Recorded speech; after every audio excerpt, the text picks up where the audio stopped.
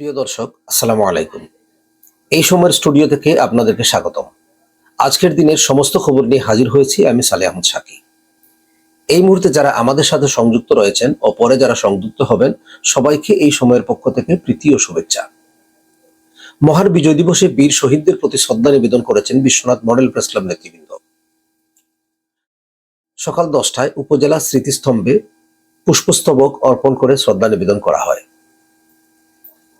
Biswanath model press club নেতৃবৃন্দের মধ্যে উপস্থিত ছিলেন সাবেক সভাপতি জাহাঙ্গীর আলম খায়ের, আশিক আলী, ভারপ্রাপ্ত সভাপতি কামাল মুন্না, সাধারণ সম্পাদক নবীন সোহেল, অর্থ সম্পাদক আব্দুল সালাম, সদস্য আক্তার আহমদ শাহেদ, সালেহ আহমদ সাকি, রুহেল উদ্দিন, বদরুল ইসলাম, মহসিন।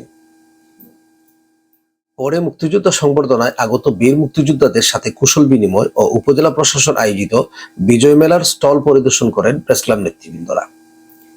এ সময় নেতৃবৃন্দ মেলার বিভিন্ন স্টল ঘুরে ঘুরে দেখেন।